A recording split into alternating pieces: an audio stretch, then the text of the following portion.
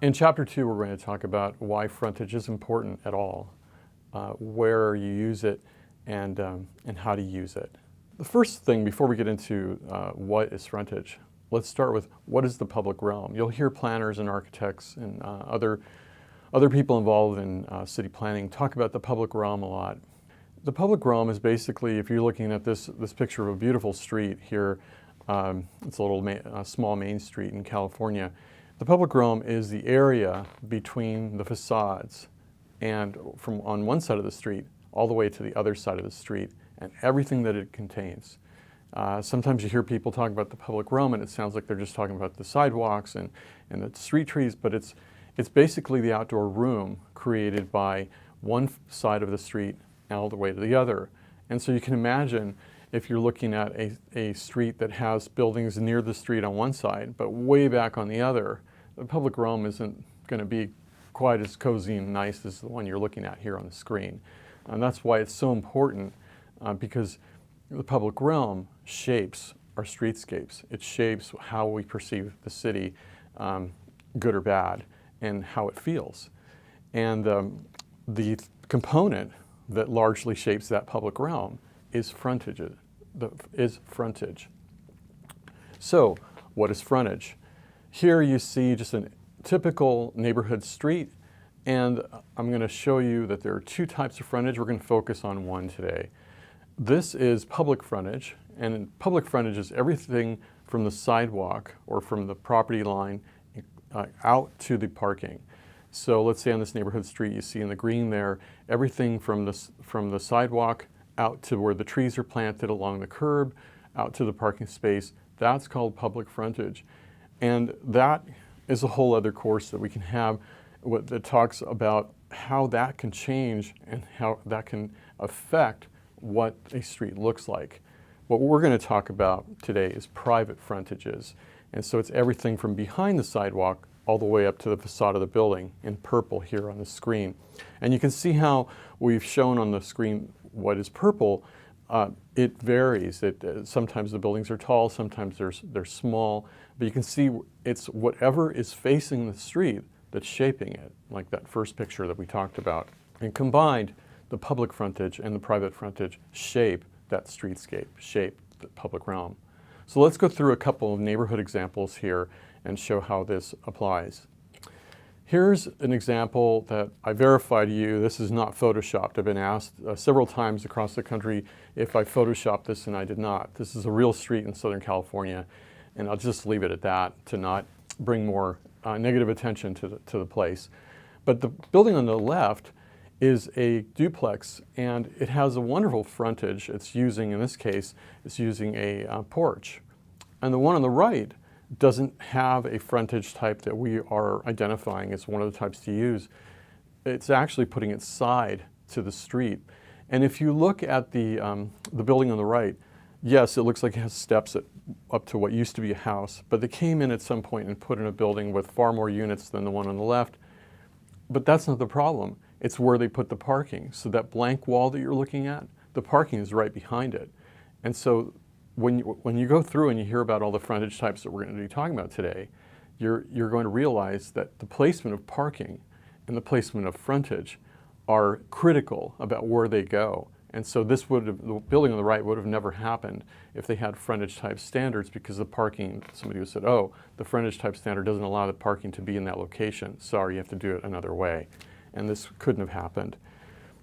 Other examples like this are where somebody says, well, you know, I have to put the parking in here, the density that I'm allowed is X, and so in order to make that happen, I have to lift the building and put the parking underneath.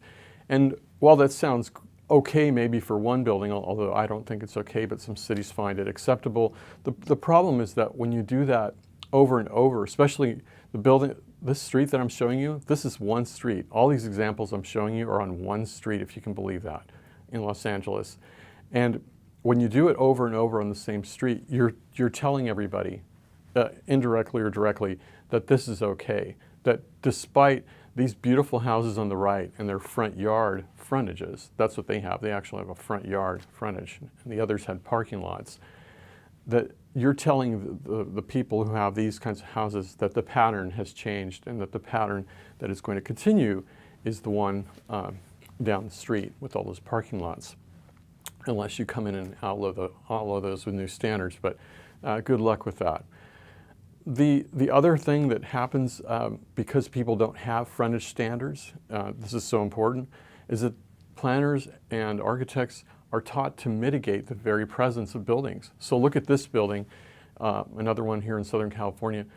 It's not an ugly building, but they assumed it would be ugly, and they put all kinds of trees in front of it. So it's really confusing, because now it creates a dead space. That building has very few openings on the wall, so it's not very visible to the street or from the street. And then it tells people, hey, this is a place to consider the back. Even though it's fronting a street, in design terms, this is a back. It's not doing anything to help shape that street positively. Conversely, though, look at these. This building is closer to the sidewalk than the other one was. Here's the other one. Look how far back it has a big setback, has a planted area for trees, probably has a lot of landscaping numerically. But look at this. This building is also, I think this is a duplex or a fourplex. I can't remember at the moment. But it is all of like 6 feet from the sidewalk. And it's beautiful. All the openings it has, the entries are right there, they're very visible, and has a little planting. And there's a tree, but it's not trying to block the existence of the building. And so this building is using frontage positively and to connect itself to the public realm. And that's a key distinction.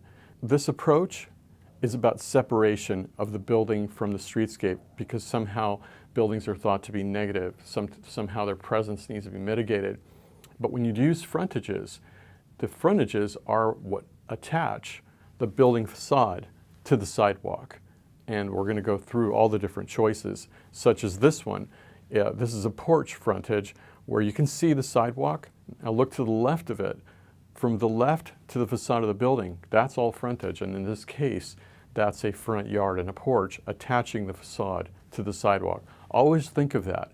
Always think of, how is my facade, or how is the facade of the building attaching itself to the sidewalk? And it may be by something like this, where it's a large setback with a porch, or in other cases like the one before you, where it was a stoop entry very close, 4 or 5 feet from the sidewalk with the facade right there. It's all about attaching that facade to the sidewalk.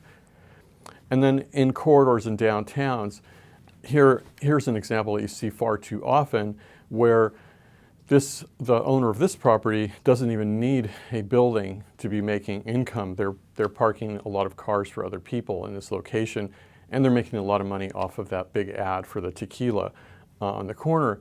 And as great as that is, and as great as that tequila is, this is not a good combination for that corner of an important city like this. It kills the life on that corner, and it tends to really hurt the life on the other corners of when this happens in cities.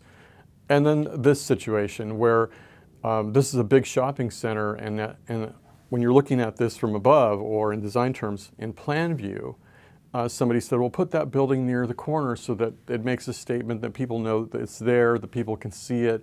And in a diagram, it looks wonderful. But in real life, because they didn't grade that area to be at the same level as the sidewalk and the street, when you drive by, the building looks sunken, and you can almost barely see it because there's a couple of trees trying to, hide that it's there somehow, to give you the illusion that this is not an urban place. Buildings are meant to be seen. The best buildings are not hidden. And then further in cities, this happens to be on a main street. If you can believe it, this is a bank that isn't sunken. The other one was sunken. It was a bank. This one is at the street, but they put a berm up to it as to hide it or protect it, I don't know, or give it greenery when it didn't need it. This is also something that frontage standards avoid, and what you want to avoid with your standards. Another typical situation that we find is that this is a well-designed facade. It has good height, has nice elements, but this is a very fast street, and when you separate the merchandise in the windows from the people being able to see it when they're driving by, when you elevate it like they did, and then make the steps up like that, And then reflective glass. It's just that much harder to see what's going on. And it also tells people you can drive fast. It's not meant to look inside. But look at this one. Same situation, only the building isn't elevated. They took the time to grade the site to match the sidewalk so that the storefront could actually be perceived at pedestrian level. People could see it and look in the windows, even if they're driving by at 30 miles an hour or 25 miles an hour. Very, very important. And the reason is that this one did not use frontage types. Although it might look subtly the same, it is not. And this one did. And then look at this one. This is completely obvious that they brought the building all the way to the sidewalk. The windows are enormous. It's almost all window and very little wall, just enough to hold up the glass. And people can feel like they're walking right in the store. There's a lot of different ways to do this, but basically these positive ones here at the end are because frontage is being considered as a critical component. And then what kind of choices do you have when you're looking at this?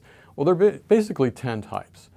I've used more than 10 in my work, but to keep it simple and to be able to reference these in different parts of the country, there are 10 basic types. And we're going to break those in half. We're going to break half of them into a less urban or less intense category, and the other half into a more urban or more intense category. And I've talked with some communities about the term urban, and they get offended by that. So that's why I'm using the word intense. If that suits you more, use the word intense. It's just how we categorize these. So let's just show you how these apply. Here's a real place, and I'm going to show you how there are less intense frontages right around the corner from more intense frontages, because I want to dispel the notion that less intense frontages are the only ones that you would have in your town, and somehow because you think you're not urban, that more intense frontages would never be in your town. And that's just not true.